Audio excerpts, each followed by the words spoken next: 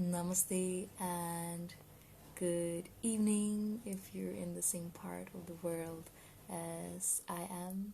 Otherwise, I hope you have a beautiful day. So I'm going live as promised to read out loud from this book, the Bhagavad Gita. And I've asked you to pick page numbers. So I haven't really checked what's on these pages. I've just sticked in some papers. So let's see how I asked for 12. I might have put a few more. So let's see if we can do them all. Otherwise, we're just going to do a few. And sometimes I might just continue reading a bit longer than a page, because I was looking before that like something really interesting might not end where the page end. So yeah, we'll do it like that. And so for those of you joining who haven't chosen a page number for your personal message tonight, I will tell you the page numbers. So we have page 4 is the first one. So just leave a comment if you want a message from page 4, and that will come to you. Page 8, no, that was page 9, sorry. Page 9 and 11. And then you have, was it page 18 or 19? Either way, you can choose 18 or 19. I don't remember which one it was. And page 34. So just drop me a comment. What page number do you wish to get a personal message from in this spiritual yoga book, the Bhagavad Gita? 34 and 46 or 47. I think it was 47 that was chosen. So you might get from 47. You want 54, 56, 66, 88. Yes, you'll get 11, you'll get 8, 27, I'm not sure 27. You have 238.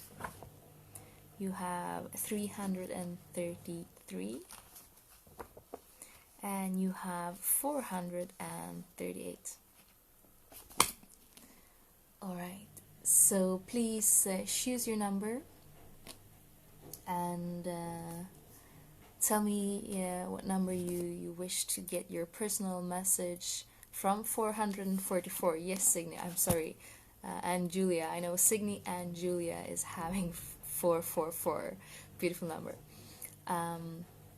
So write me all the numbers that you want to have. And before I begin to read, we're going to tune in with a mantra. And while we tune in with a mantra, put your focus, your attention, your awareness, put all your energy in your third eye center. If you feel it difficult to get in contact with this energetic center just with your intention, you can use your right ring finger and just start tapping into that, and it will help you to activate the pineal gland. And for an even higher effect, you can inhale the essential oil frankincense and tap into your third eye and mentally say, I am now tuning into my third eye. And the oil will help the oxygenation of your pineal gland, which will help you to get into contact with a deeper state of mind and deepen your meditation. Yes. I'm just gonna respond to Annika here. Yes. Alright, so please make this choice, choose your number, and this ancient wisdom might have a sacred message for you tonight. So, if you have chosen your number, please sit in a comfortable position. Keep your spine straight. Relax your shoulders. Relax your neck. And if possible, you can sit cross-legged and place your palms on top of your knees. If you like, you can add the chin mudra. Take a deep inhalation using your abdomen.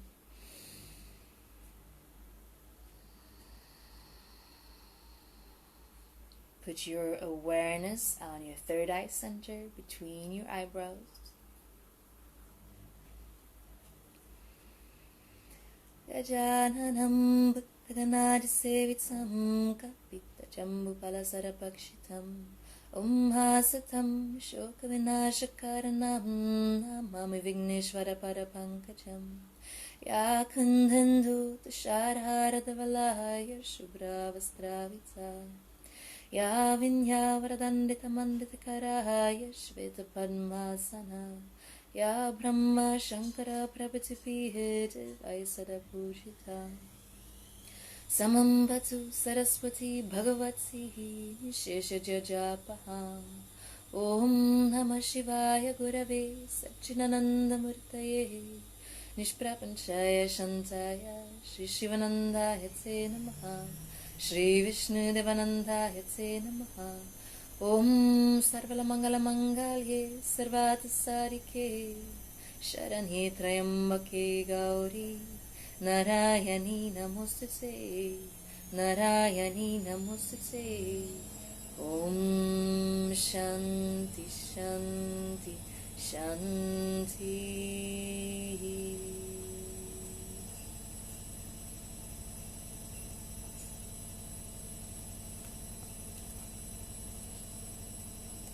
So for those of you who have chosen page number 4,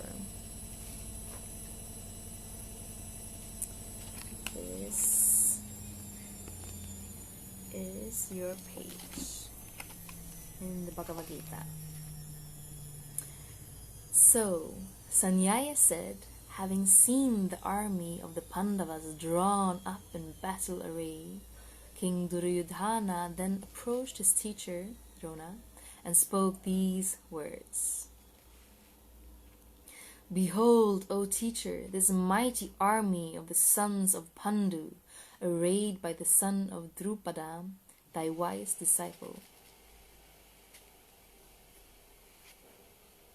Here are heroes, mighty archers, equal in battle to Bhima and Arjuna, Duryodhana, Satyaki, Virata, and Drupada of the great car, mighty warriors. And the commentary to make sense out of this. Technically, Maharata means a warrior who is proficient in the science of war and who is able to fight alone with 10,000 archers.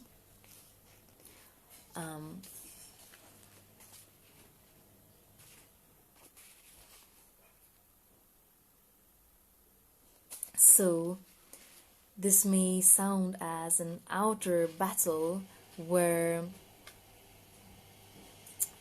the character feels overwhelmed by the power of the enemy of the battlefield. And he's saying to Arjuna, oh my god, these people that I'm going into battle with, they're crazy strong, because it's like one of them could fight off 10,000 archers. So meaning that on your inner world, you get into a situation where you feel that what you have to do is overwhelming. You're not really sure if you can do this because the thing that you need to cross over is so immense, or in your mind it feels like it's really, really big to cross over or do this thing. So the message for you would be like, really have courage, believe in yourself, even though it might seem in your mind that this is an invincible big mountain to cross over. It is possible because you're creating this in your mind. Alright? So if you have chosen page 8, this is your personal message. Rishikesha blew the Panchajana and Arjuna blew the Devadatta and Bhima, the wolf-bellied. The doer of terrible deeds blew the great conch Poundra.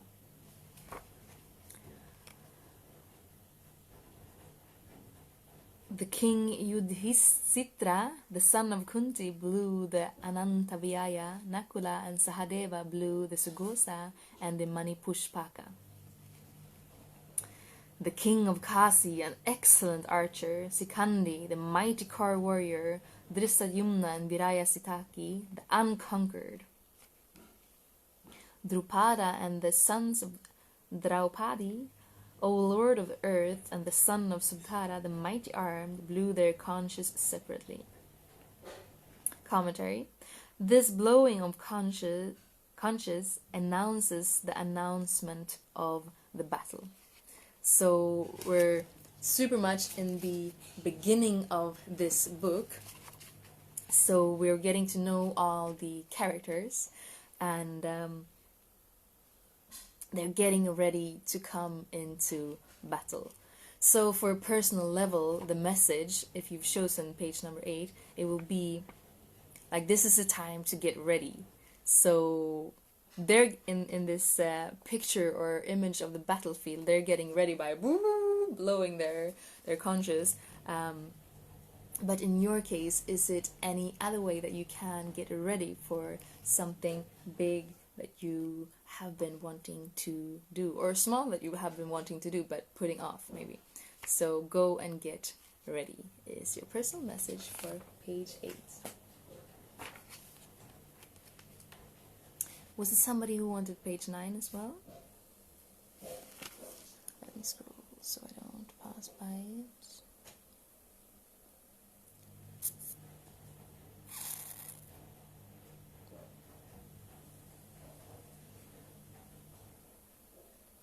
Oh, I missed 7. Another time. Then we'll go to page 11. So if you're just logging in, we're choosing a page number and you're getting a personal message from this book. Thank you so much, Alexandra.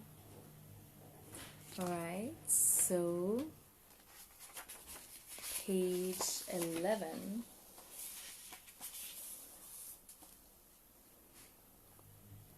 Arjuna said.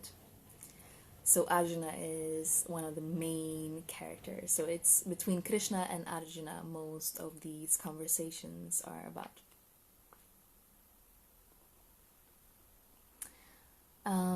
Arjuna said, in the middle between the two armies, place my chariot, O Krishna, so that I may behold those who stand here desirous to fight, and know with whom I must fight when the battle is about to commence. I'm going to read that again. In the middle between the two armies, place my chariot, O Krishna, so that I may behold those who stand here desirous to fight, and know with whom I must fight when the battle is about to commence. For I desire to observe those who are assembled here to fight, wishing to please in battle the evil-minded Duryodhana, the son of Drishtadyumna. Sanjaya said, thus addressed by Arjuna, Krishna having stationed that best of chariots, O Drishtadyumna, in the midst of the two armies. in front of Brisma and Drona and all the rulers of the earth, said, O Arjuna, behold these Kurus gather together. Then Arjuna saw there, in the army, stationed fathers and grandfathers, teachers, maternal uncles, brothers, sons, grandsons, and friends too. He saw fathers-in-law and friends also in both of the armies. The son of Kunti, Arjuna, seeing all those kinsmen thus standing arrayed, spoke this, sorrowfully filled with deep pity. Seeing these, my kinsmen, O Krishna, arrayed, eager to fight, my limbs fail and my mouth is parched, my body quivers and my hair stands on end. The bow slips from my hand, and also my skin burns all over. I am unable even to stand in my mind. My mind is reeling, as it were. And I see adverse omens, O Keshava. I do not see any good in killing my kinsmen in battle. Commentary. Kesava means he who has fine or luxuriant hair. Okay, so now he's really getting afraid and confused, because he's standing in between, or like he's watching one army on one side and one army on the other side, and he has friends and family on both sides in this army. So he doesn't really know what to do, or he doesn't want to fight. That's the thing, he doesn't want to fight because he has friends on both sides. So on a personal level, it's like acknowledging that, okay, this might seem as a fight, that you have to choose a side in your life, but remember that even if we think that if I think the way I'm thinking is opposite from the way you're thinking, it might be that it's not opposite at all, and we just have to go in there and do our duty and do whatever it is our calling is to do anyway, even if it is perceived as you're having to fight your friends or fighting your family. So in the long run, it might not be that you have to go against it, because you're going with your own flow. So don't be afraid to stand in what you believe is true, even though your family and friends might be on opposite sides.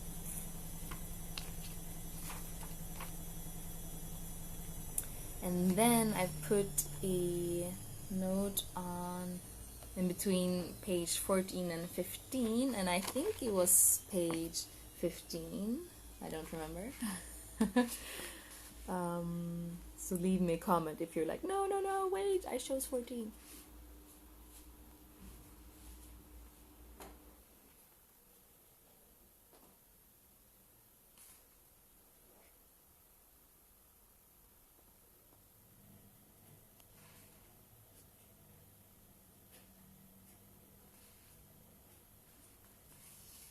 Okay, 15. Though they, with intelligence overpowered by greed, see no evil in the destruction of families, and no sin in hostility to friends. Why should not we, who clearly see evil in the destruction of families, learn to turn away from this sin, O Yanadhana Krishna? Commentary. Ignorance of law is no excuse, but wanton sinful conduct is a grave crime unworthy of us who are wiser. So I'll read your sentence again. Though they, with intelligence overpowered by greed, see no evil in the destruction of families and no sin in hostility to friends. Why should we not, we who clearly see the evil in the destruction of families, learn to turn away from this sin, O Krishna? So Arjuna is still questioning whether or not he should go in and do this fight or not. Because if he goes in and fights in the picture of the battlefield right now, he goes in and fight, he's going to separate families. So he is going to do something bad. He's going to cause suffering. And of course he doesn't want to cause suffering. But if it doesn't go into this battle, he's not going to stand in his own truth, and so he's going to cause suffering. So whatever he chooses, he is going to cause suffering. So he's battling in his mind whether or not the suffering of really going into this fight is worth it, or if it would be less suffering just backing off, saying no, I'm just going to be peaceful here and not do anything. But if he does that, he's not staying true to his dharma, his life task, so he's going to cause suffering anyway. So the message for you is to do it anyway. So you're going to cause, everything we do in life will cause an effect, less or more suffering. And even if, like, in the short term, it may seem that by going into this mental battle or standing up for yourself in your life may cause more suffering, but in the long run, if you stand up for yourself and truly act after why you think you're here on earth, that's going to cause less suffering. So do it even if the short term might be a little bit rough.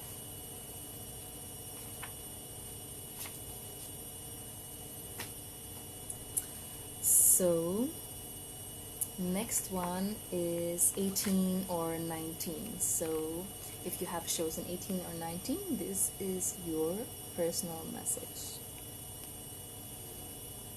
So actually now we start the second discourse. So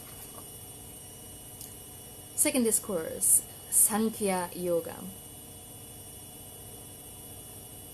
Sanjaya said, "To him who was thus overcome with pity and who was despondent, with eyes full of tears and agitated, Madhusadana, or Krishna, spoke these words. Whence is this perilous strait come upon thee, this dejection which is unworthy of you, disgraceful, and which will close the gates of heaven upon you, O Arjuna? Yield not to impotence, O Arjuna, son of Prita. It does not benefit thee. Cast off this mean weakness of the heart. Stand up, O scorcher of the foes." Arjuna said, "How, O Madhusudana, shall I fight in battle with arrows against Bhisma and Drona, who are fit to be worshipped, O destroyer of enemies?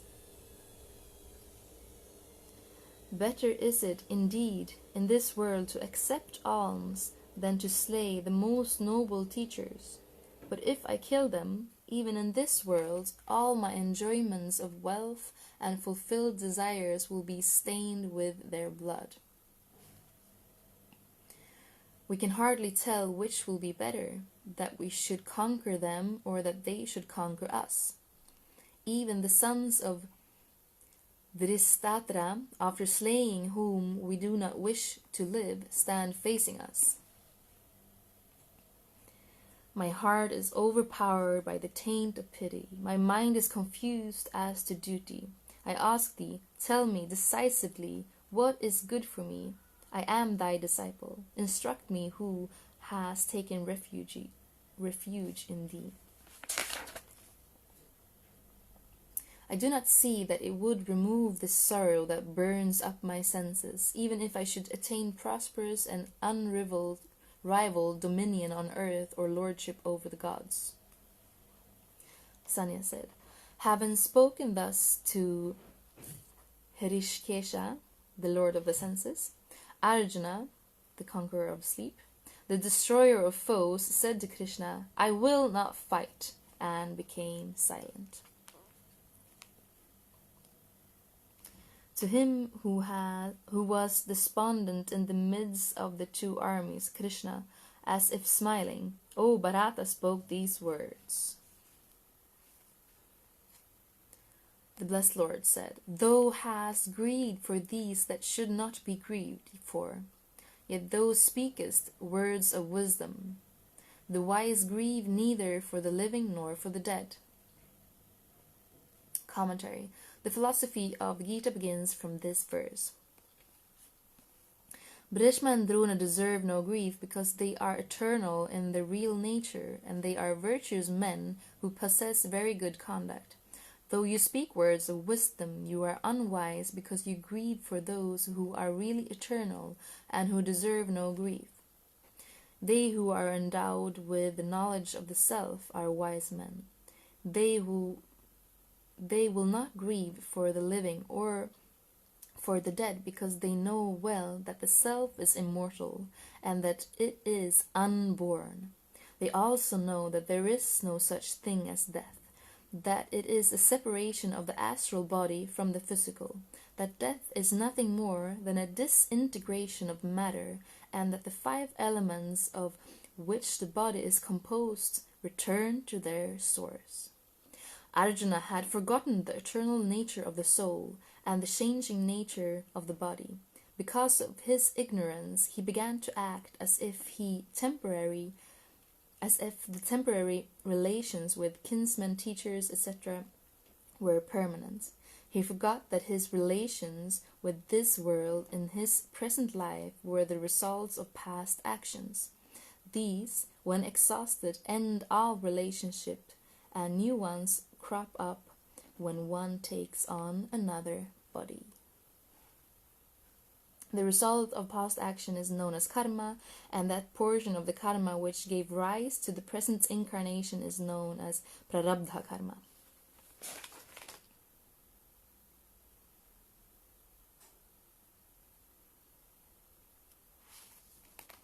Nor at any time indeed was I not, nor thou, nor these rulers of men, nor verily shall we ever cease to be hereafter. Commentary. Lord Krishna speaks here of the immortality of the soul, of the imperishable nature of the self, Atman. The soul exists in the 3 periods of time, past, present, and future. Man continues to exist even after the death of the physical body.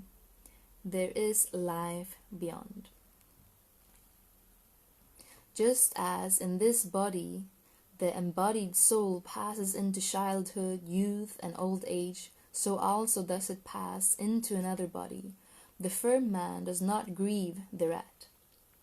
Commentary. Just as there is no interruption in the passing of childhood into youth and youth into old age in this body, so also there is no interruption by death in the continuity of the ego. The self is not dead at the termination of the stage, childhood. It is certainly not born again at the beginning of the stage, youth. Just as the self passes unchanged from childhood to youth and from youth to old age, so also the self passes unchanged from the body into another. Therefore, the wise man is not at all distressed about it.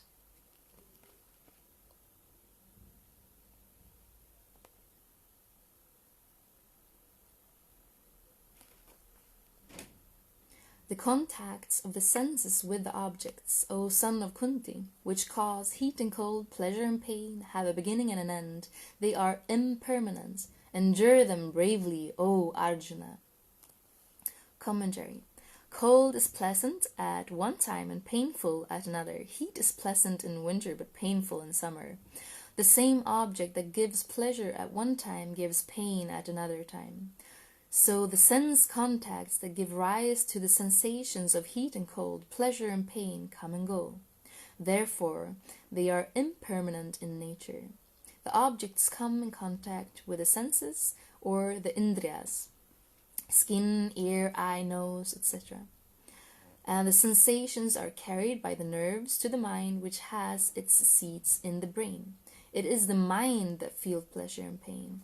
One should try to bear patiently heat and cold, pleasure and pain, and develop a balanced state of mind.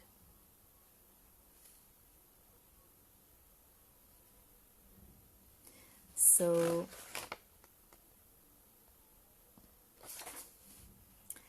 I think you got your personal message just in that last commentary, going beyond the senses, doing it anyway, even if it's uncomfortable at the moment.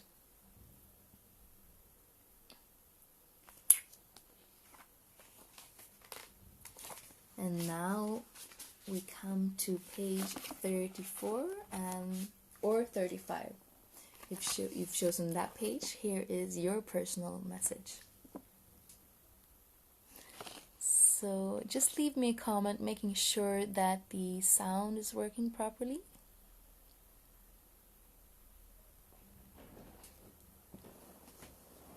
I just got one comment that she's not having any sound, but because it's only one, I think it should be maybe your phone.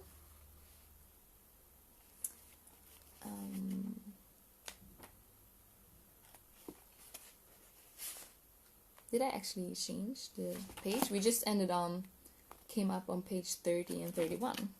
Suddenly. Okay, thank you, Eva, Julia, you hear me? Thank you.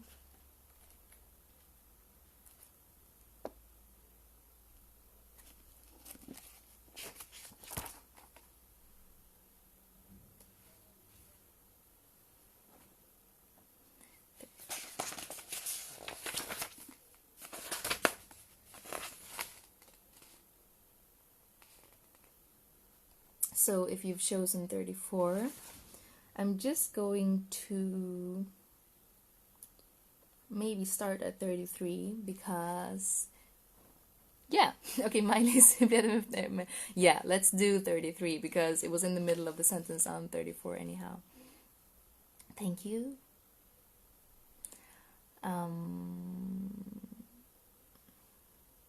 So it's starting with the commentary. Okay, let's do 33. Here comes your personal message. One sees this, the self, as a wonder. Another speaks of it as a wonder. Another hears of it as a wonder. Yet having heard, none understands it at all. The verse may also be interpreted in this manner. He that sees, hears, and speaks of the self is a wonderful man.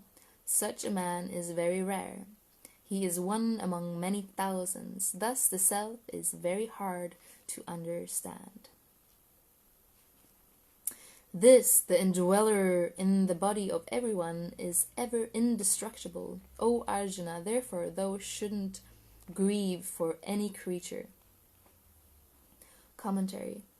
The body of any creature may be destroyed, but the self cannot be killed. Therefore, you should not grieve regarding any creature whatever, Brishma or anybody else. Further, having regard to thy duty, thou should not waver, for there is nothing higher for a kshatriya man than a righteous war. Commentary. Lord Krishna now gives to Arjuna worldly reasons for fighting. Up to this time, he talked to Arjuna on the immortality of the self and gave him philosophical reasons. Now he says to Arjuna, "O Arjuna, fighting is a kshatriya's own duty. You ought not to swerve from that duty. To a kshatriya, nothing is more welcome than a righteous war. A warrior should fight."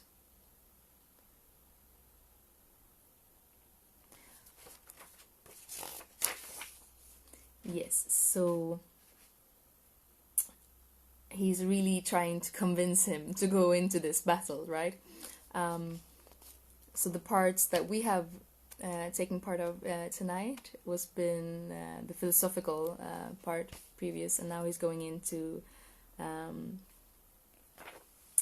he should follow his purpose in life. So this is like the born into that class at the time. If you were born a fighter, you should fight, but you can see it as what you feel born to do, and so you would go against that if you didn't do it. So do it.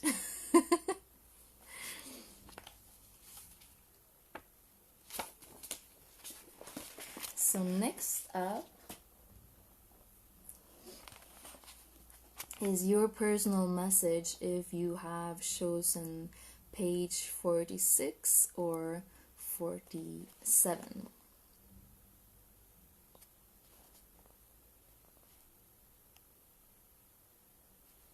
What, O Krishna, Arjuna is saying this, what, O Krishna, is the description of him who has steady wisdom and is merged in the superconscious state?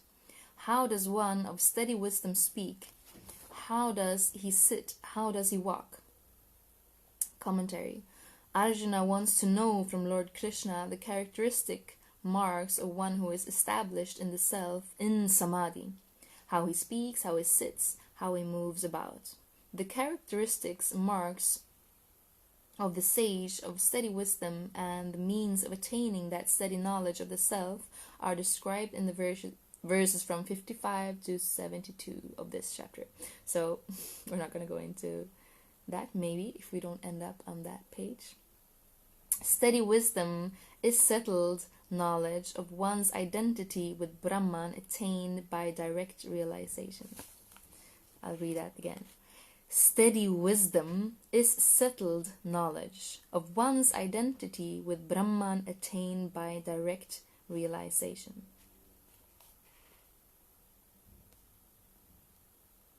The blessed Lord said, when a man completely casts off, O Arjuna, all the desires of the mind and is satisfied in the self, by the self, then he is said to be one of steady wisdom.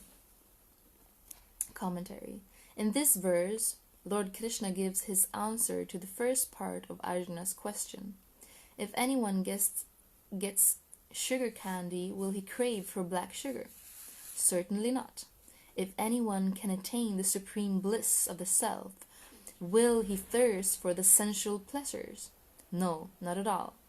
The sum total of all the pleasures of the world will seem worthless for the sage of steady wisdom who is satisfied in the self.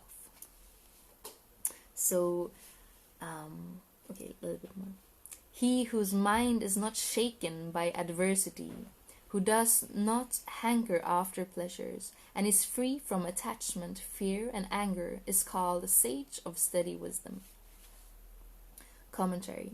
Lord Krishna gives his answer to the second part of Arjuna's question as to the conduct of a sage of steady wisdom. You get it in the verses 56 and so on. The mind of a sage of steady wisdom is not distressed in calamities. He is not affected by the three afflictions. Adhyatmika, arising from desires or disorders in one's own body.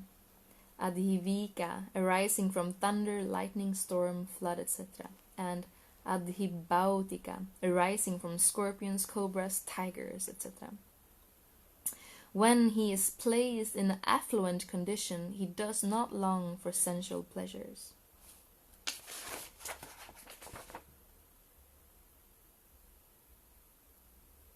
He who is everywhere without attachment, on meeting with anything good or bad, who neither rejoices nor hates, his wisdom is fixed. Commentary. The sage possesses poised understanding or evenness of mind. He does not rejoice in pleasure, nor is he averse to pain that may befall him. He is quite indifferent as he is rooted in the self. He has no attachment even for his life or body, as he identifies himself with Brahman or the Supreme Self. He will not praise anybody when the latter does any good to him, nor censor anyone when one does him any harm. This is the answer given by the Lord to Arjuna's query. How does a sage of steady wisdom talk?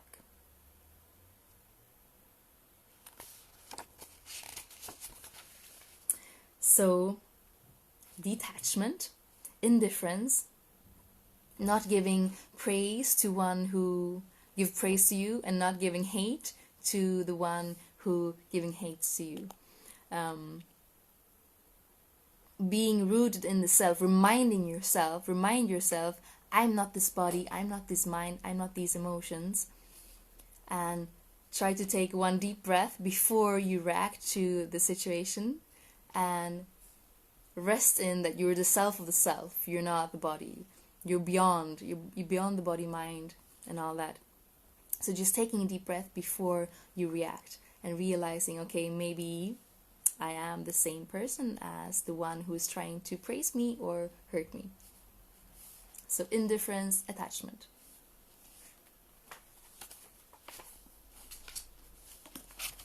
So if you have chosen 55, this is your personal message.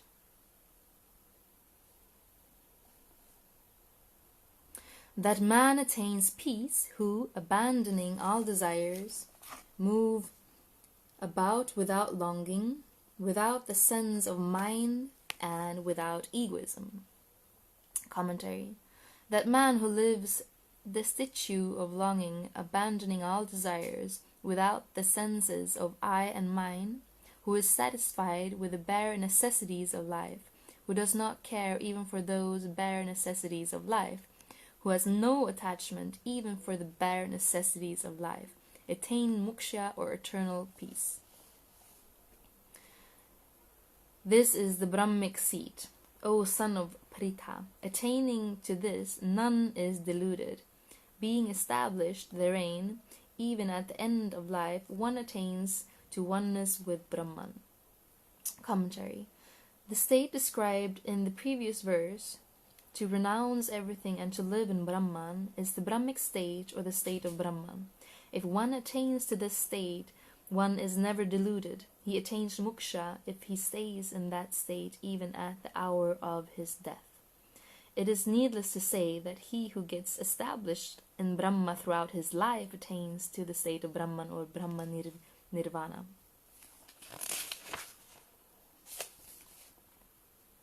Maharishi Vidyaranya says in his Panchadasi that Antakala here means the moment at which avidya or mutual superimposition of the self and the not-self ends. The moment at which avidya or mutual superimposition of the self and the not-self ends.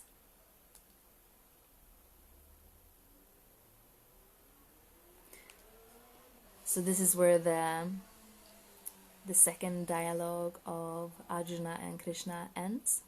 So if you would have chosen that part, it would be a reminder to say that you are in yourself and not in the not-self, and even to show yourself forgiveness. If you do it wrong one time, just jump up back again, because as in the commentary it says here, if you remember that you are the immortal self when the hour that you die, just when you die, so if you stay in this vibration when you die, you can still have this moksha or release.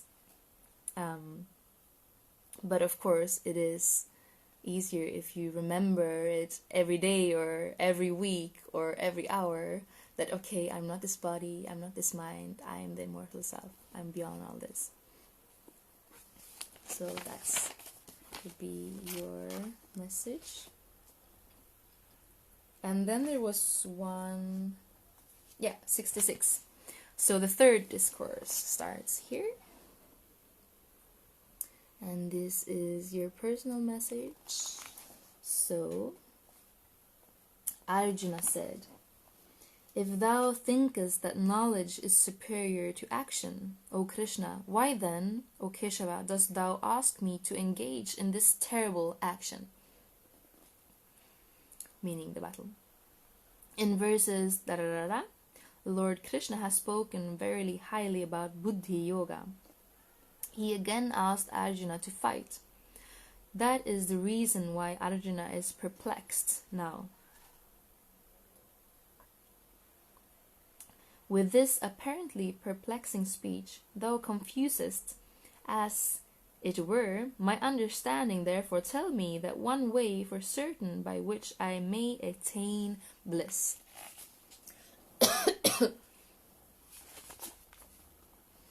Commentary. Arjuna says to Lord Krishna, "Teach me one of the two, knowledge or action, by which I may attain the highest good or bliss or moksha." Yes, I am also Sachitananda. I need to go and shower now, so if she wakes up, you need to take her, okay? Yeah. I'll wait for like 1 hour with Krishna. I'm sorry for interrupting. I need to shower. Very nice. So this book is divided to different kinds of yoga. One is the yoga of action, and he's now comparing it's divided to 4 parts, but now it's knowledge and action, the yoga of action or the yoga of knowledge. He wants to know which one of those two is the best way for him to attain enlightenment. The blessed Lord said, "In this world there is a twofold path. As I said before, O sinless one, the path of knowledge of the Sankhya's and the path of action of the yogins. Commentary. The path of knowledge of the Sankhya's, Jnana Yoga, was described by Lord Krishna in chapter 2. The path of action, Karma Yoga, from 40 to 53. Pura Prukta may also mean, in the beginning of creation, the twofold path was given by me to this world. Those who are endowed with the 4 means and who have sharp, subtle intellect and bold understanding are fit for Jnana Yoga. Those who have a tendency or inclination for work are fit for Karma Yoga. The 4 means are discrimination, dispassion, 6-fold virtues, and longing for liberation. The 6-fold virtues are control of the mind, control of the senses, fortitude, endurance, turning away from the objects of the world, faith, and tranquility. It is not possible for a man to practice the 2 yogas simultaneously. Karma Yoga is a means to an end. It purifies the heart and prepares the aspirant for the reception of knowledge. The Karma Yogi should take up Jnana Yoga as soon as his heart is purified. Jnana Yoga takes the aspirant directly to the goal without any extraneous help.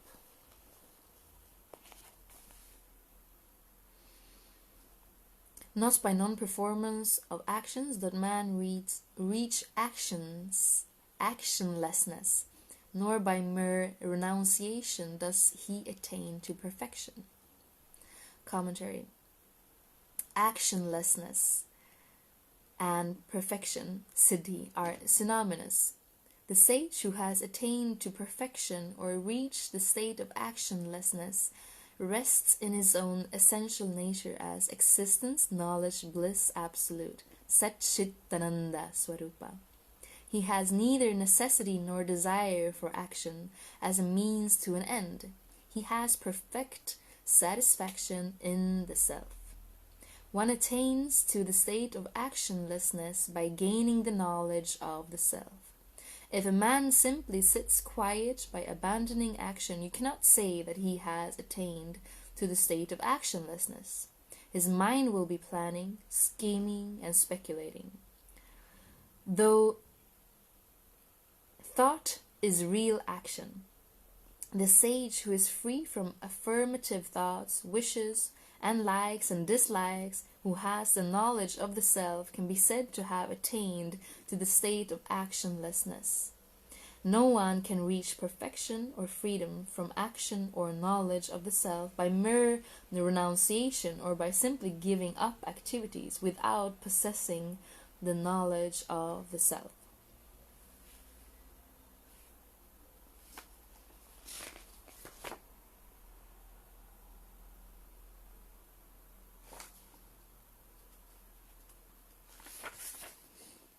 Verily none can ever remain for even a moment without performing action, for everyone is made to act helplessly indeed by the qualities born of nature.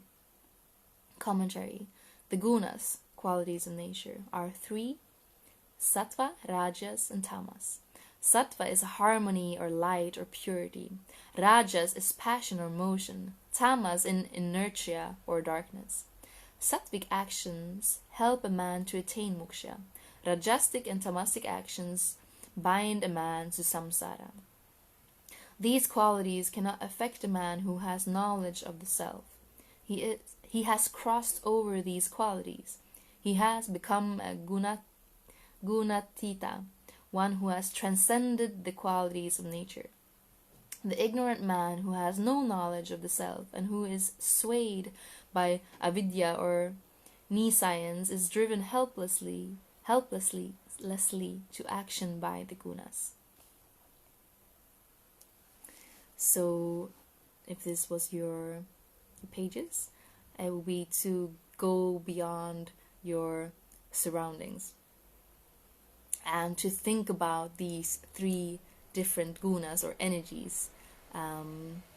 Feel whenever you're going to take a decision, like whether it's your food or a meeting, or if you're going to choose between two jobs or any decision, feel, okay, is this the sattva, the pure light, bright energy? Is it the rajas energy, the motion, the fast, or is it tamas, the dulling, the dark? And try to always choose the most sattvic of the choices, the most light and harmonious. If it's food, if it's a person you're going to hang out with, anything like that.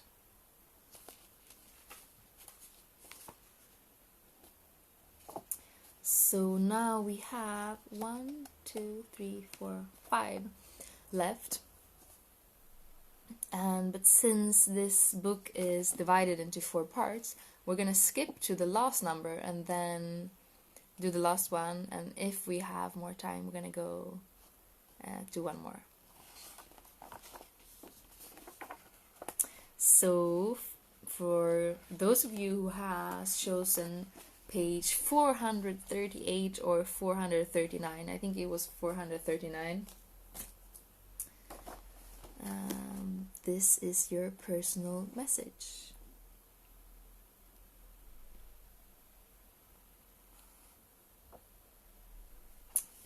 We'll start at 438 because it's in the middle otherwise. Those men who practice terrific austerities not enjoyed by the scriptures, given to hypocrisy and egoism, impelled by the force of lust and attachment. Commentary. There are some who think that the mortification of the body is the proper means to attain the goal of life. They do this in order to attract the people and get money for the gratification of their senses. They stand on one leg with raised hand. This is not real tapas. This is tamastic tapas. Bodily torture will not bring emancipation. These men are not acquainted with even the first elements of the scriptures. They mock at the religious practices of the wise elderly persons and jeer at learned men. They are puffed up with the vanity of their own greatness.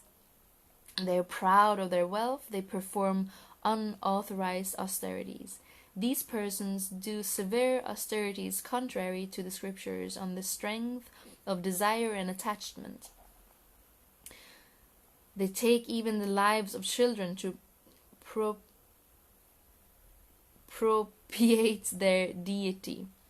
Instead of killing their egoism, they kill many innocent animals in the name of sacrifice, but in reality they kill them to satisfy their own palate. Most horrible indeed. They speak ill of the scriptures and wander about in the forest of delusion and infatuation. They follow the dictates of passion. They inflict pain on themselves and on others. They practice austerities which cause pain to themselves and to other living beings. Pitiable indeed is their lot. They are doomed to destruction. Kamaragabalavita may also be interpreted as possessed of lust, attachments, and power. Damba, ostentation. The man of Damba is desirous that all people should take him for a virtuous man, and so he expresses to others his righteous nature. In reality, he is not virtuous. He pretends to be what he is not. Ahankara, egoism. The egoistic man thinks and feels that he is superior to others in the possession of all virtues, qualities. Raga, extreme attachment to sensual objects. Bala, great power of enduring severe pain on account of raga for sensual objects, pain that accrues from exertion in attaining and preserving the objects. Kama, lust, the desire for any object. Senseless, torturing all the elements in the body, and me also, who dwell in the body, though these two are demonical results. Commentary. Bhutagrama, the aggregate of all of the elements composing the body. Elements, organs. Mam, me, Vasudeva, the witness of their thoughts and deeds. He who thus tortures me disregards my teaching entirely.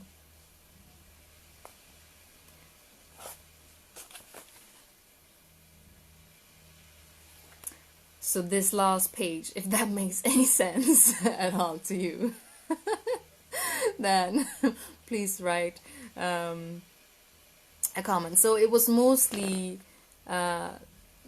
just describing some Sanskrit words. So I guess we would have to have read the dialogue before that for it to make more sense. The only thing I could really pluck out of this was to speak about the spiritual ego. So I was having this conversation with a friend on the way from the yoga studio the other day, and it's like many people or yoga teachers, they go to India, and we want to go to India to let go of our ego or go beyond the ego, but many come back and you're like really puffed up because I've been to India and now I know how it is, and you get this spiritual ego, which is much harder to detect. The other ego, it's easier for us to think like, okay, now I think I responded with my ego. But when the spiritual ego comes in, you have to be really careful to discriminate, okay, was this my true self speaking, or was this just my puffed up spiritual ego, because I've studied so much, I know so much. So if you shows in the last page, that would be maybe something to think about. Really watch yourself, watch your thoughts, watch your deeds, watch your actions and your speech, and try to discriminate, was this my higher self speaking, or was this my spiritual ego who wanted to show how good I am or how great I am, or like that.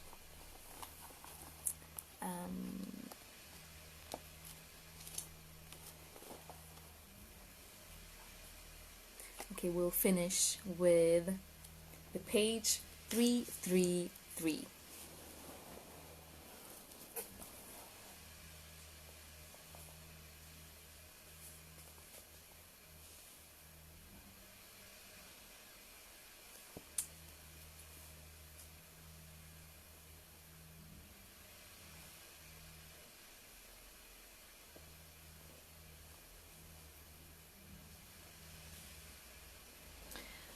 and undivided, yet it exists as if divided in beings. It is to be known as the supporter of beings. It devours and generates. Commentary. Brahman must be regarded as that which supports, swallows up, and also creates all beings. In the three forms of Brahma, who creates the world of names and forms, Vishnu, who preserves and sustains, and Rudra, who destroys. It is undivided in the various bodies. It is like ether. It is all-pervading like space. It is indivisible and the one, but it seems to divide itself in forms and appears as all the separate existing things and beings. It is essentially unbroken, yet it is, as it were, divided among all beings. It devours this world during the cosmic dissolution. It generates it at a time of the origin of the next age. It supports all beings during the period of sustenance of this world. Just as fire is hidden in the wood, so is Brahman is hidden in all bodies. Just as the one space appears to be different through the limiting adjuncts, pot, house, etc., so also the one indivisible Brahman appears to be different through the limiting adjuncts, the body, etc. An objector says, the not knowable Brahman, the knower of the field, is all-pervading. It exists everywhere, and yet it is not perceived. Therefore, it must be of the nature of darkness or tamas. The answer is no, it cannot be. What then? It is the light of lights.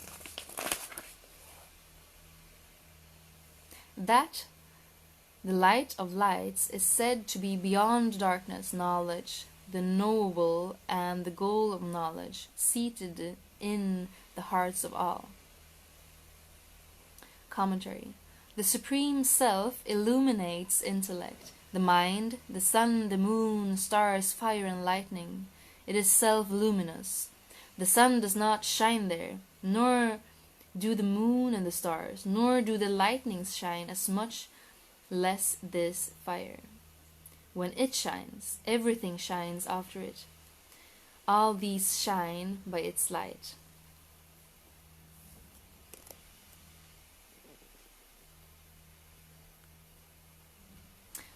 Knowledge, such as humility, the knowable, as described in verses, the goal of knowledge, in order capable of being understood by wisdom. These three are installed in the heart, buddhi, of every living being. Though the light of the sun shines in all objects, yet the sun's light shines more brilliantly in all bright and clean objects, such as a mirror. Even so, though Brahman is present in all objects, the intellect shines with special effulgence received from Brahman.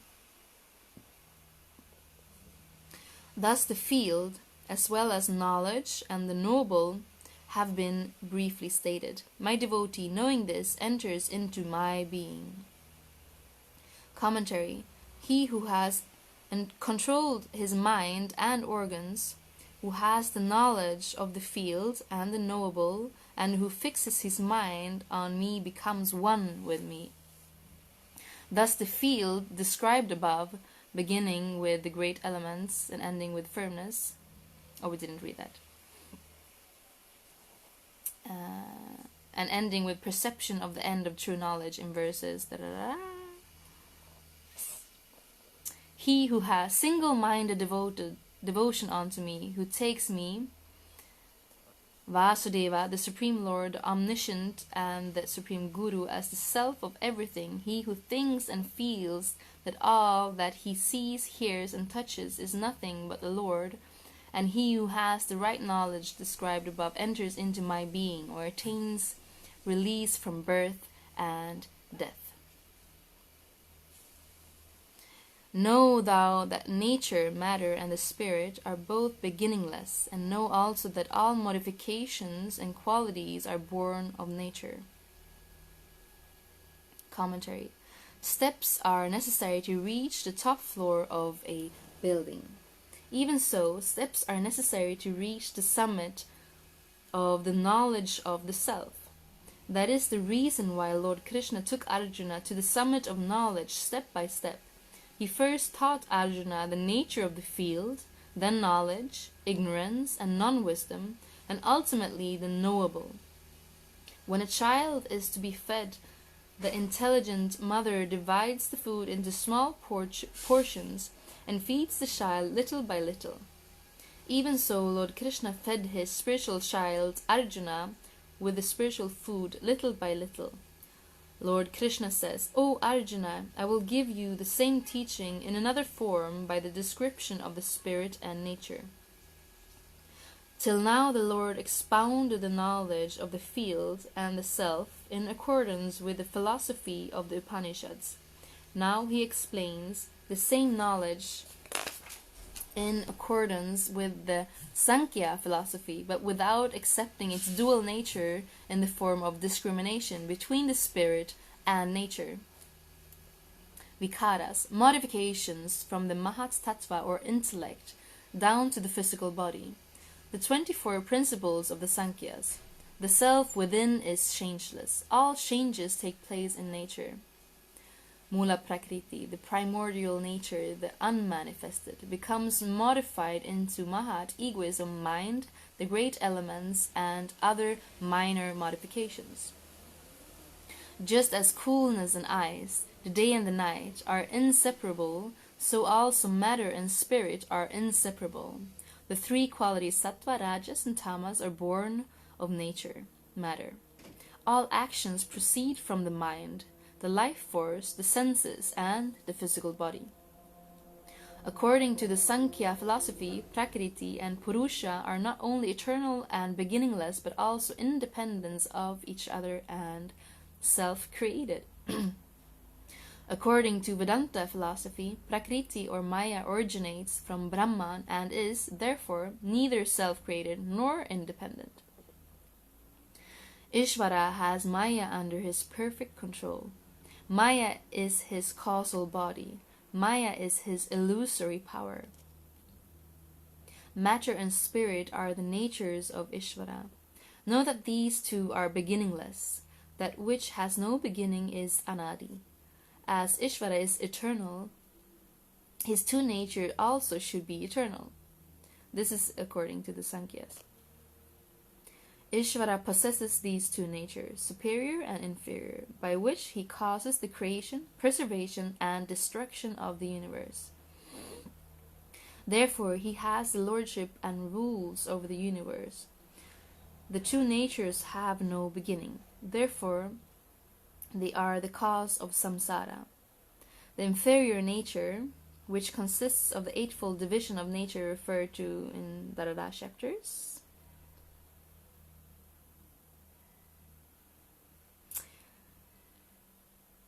Purusha here means jiva, the individual soul. Even a child smiles and experiences exhilaration, grief, fear, anger, pleasure, and pain. Who taught it? The impressions of the virtues and victuous actions of this birth cannot be cause of these. The impressions of the previous birth alone are the cause of all these. They, the impressions, must have a support. From this we can clearly infer the existence of the individual soul in the previous birth and that the individual soul is beginningless. If you do not accept that the individual soul is beginningless, the two defects of kritanasa, non-fruition of actions performed, and akritbhyagama, causeless effect, will creep in. Pleasure and pain, which are the fruits of virtues and victuous actions done previously, will pass away without being experienced. This is the defeat of kritanasa. So also one will have to enjoy pleasure and pain, the fruits of good and bad actions, which were not done by him previously. And this is the defect of akridvyagama. In order to get rid of these two defects, we will have to accept that the individual soul is beginningless.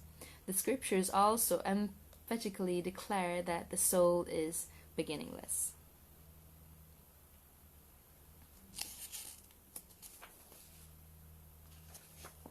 So just pondering in, your soul is beginningless. Your soul is beginningless. So if you were never born and you will never die, then 100% sure you are not this body, you are not this mind, you're not these emotion, you're not even your energy, you're not even your own prana. So if that was your personal message, remember, you are not those things. You're way beyond that. And if you will never die and never born, be really present in this moment, because this moment is the one thing that you can be sure of.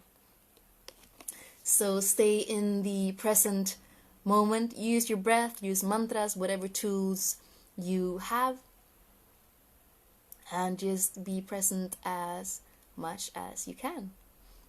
Now I'm gonna go and drink some water.